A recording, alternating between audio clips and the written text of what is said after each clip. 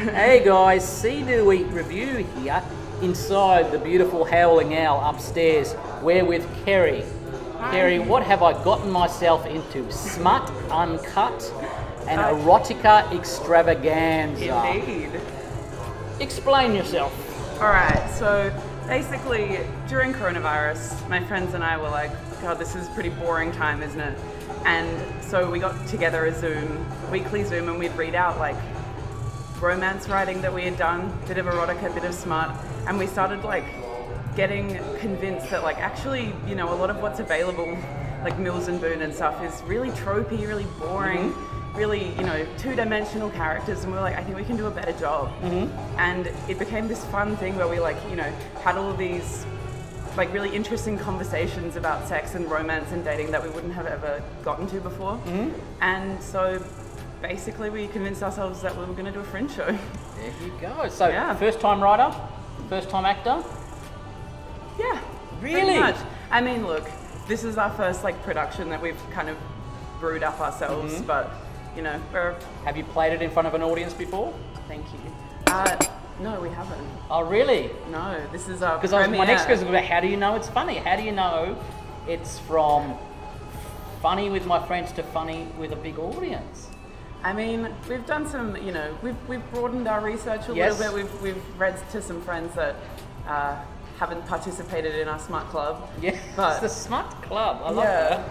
But I think it's just been this amazing, like, fun thing to do together, to be like, oh my God, you also have the same experience. Like, you know, like talking about all of these things that are so relatable actually, but we never really get into it. Yeah, a bit that people taboo. don't talk about out loud. Yeah. So people might be curious to find out what's inside, going inside your mind, going inside your friend Khalia's mind. Khalia, yeah. And who else is in there? It's me, Khalia, Lily, and Laura. Oh, so it's all the girls. It's all the girls. Okay. The sisters in Smut. Oh, really? There you go. And the crowd comes along and they're all participating in the Smut. Is it interactive? Is it just a show? Or? It is quite an interactive show. So there's a Choose Your Own Adventure story, which we're really excited about. Yes. It's a bit like if you ever read Goosebumps when you were a kid, but make it sexy.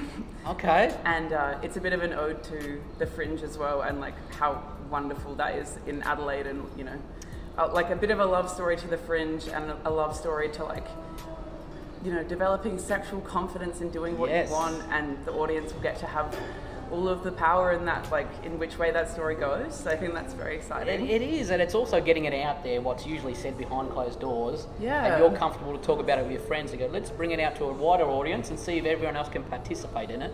Yeah. I did notice you said, did you read Goosebumps? And I can tell my age difference because I was on Pick a Path books. Oh, I see. Goosebumps I'm not familiar. Goosebumps is a bit different. Anyway, thank you to the Howling Owl Rachel for this naked objector, little bang beer, and a coffee for Carrie there as well as I take a sip. The coffee here is great.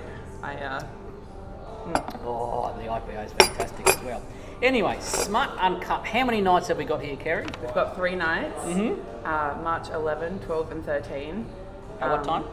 At, I think, 9:45 p.m. Unfortunately, that's a late night viewers, guys. Have a few drinks before you come and participate. Don't heckle. It is. I think, well, maybe heckle if you want. Oh, I don't know. I mean, it's all about the participation. Yes. I mean, look, you're not going to be forced to participate in some horrible way that you don't want to. But like, there will be games and like interactive kind of like, you know, because the whole point is about like getting more comfortable with like talking about sex and romance, and like a lot of it is quite feminist, like women being the subject in their own story rather than the object. But I think it'll be a really fun night for everyone. So have a few bevs, come to the late night show, get a bit loose. No paddles will be brought out at this performance, will they? I don't think there's any paddles in the plans yet, but you know, I'll have to talk to my co-producers first. But it's also good how confident you are about it. I just talked to the wonderful Bella Green. Have you seen her perform before? She's a lovely performer. Very funny, but just a confident woman to talk about the stuff that's said behind closed doors. And like the people who think you shouldn't be talking about that. No, get out there, talk about it, have a bit of fun with it, and have a laugh about it as well. That's what it's about, isn't it? So, where do you plan to go after this show becomes a big success? Well, we have had many, you know, various different like pipe dream conversations about, you know, if the ABC wants to give us a call and give us a TV show, we'll take it.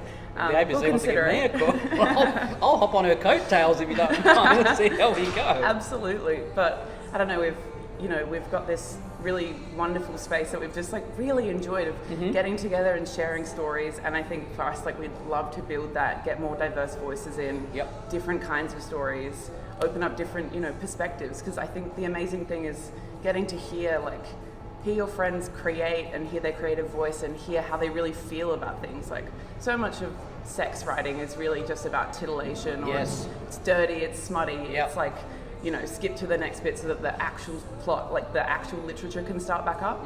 And I think for us it's been this really great space to, like, treat writing about sex as like not just this ridiculous, silly, stupid thing. And so I think we'd like to keep that space going and get it, get it bigger. Like, we'd love to have other people writing and maybe performing in the future as well. Do you have an online club for that, or you just keep it between yourselves?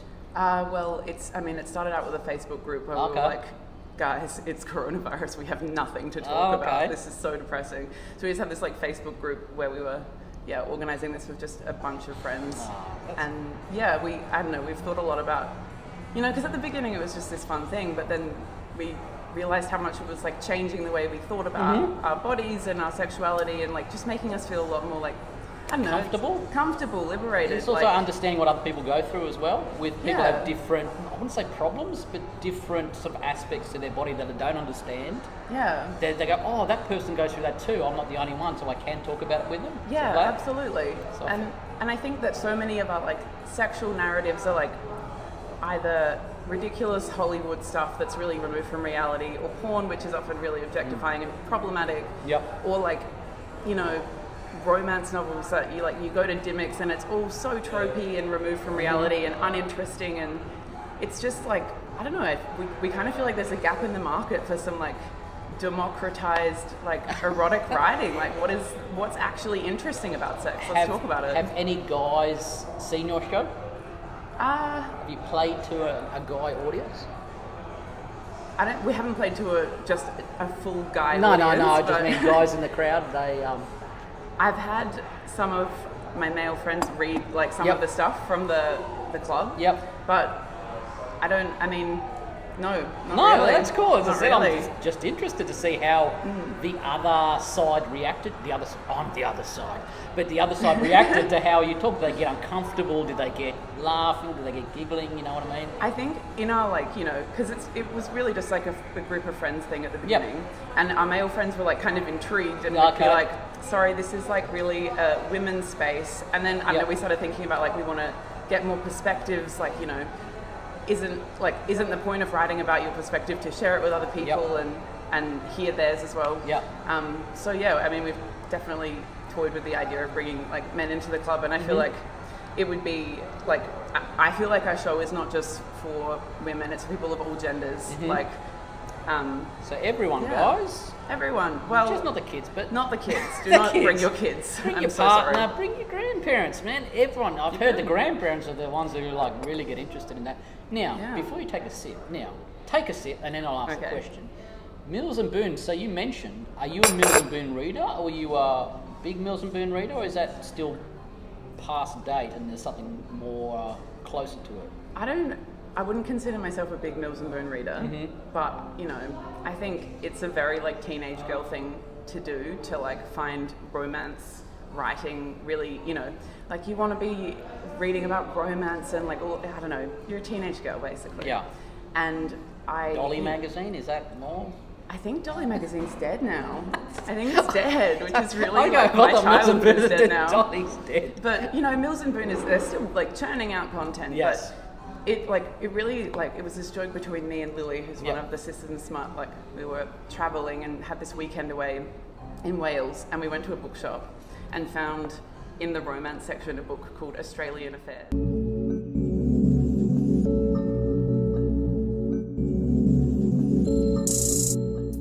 And, basically in the UK, like, Australians are so exotic and sexy, and we were like, this is ridiculous, we've got to read this. Cool. And so we spent the next 2 days just, like, sitting on the beach reading this aloud to each other and laughing about it and being like, this is insane. That's gold, isn't it? I've never met this this Australian man, like, you know, and I don't know, it was very funny. And then we started to be like, God, this is pretty soulless, and these characters are really flat, and like, there's so many scripts about like the man has to fall madly in love with the woman, and then she lets herself fall in love with him back, kind of thing. Like, it's never the woman being like, hey, that guy's kind of hot. I'm gonna go flirt with him, and yeah. So there's just a lot of tropes that are really recognizable, and I don't want to spoil the whole show for the viewers, so I'll leave it at the 10-minute mark there, because Carrie has been a fantastic guest. First time on video. Look at that, what a champ. I could talk all day about it, but as I said, I don't want to spoil the show. 3 nights only, 9:45 p.m, 11th, 12th, 13th of March at the beautiful Howling Owl. Come early, guys. Have a few bevies, as Carrie said.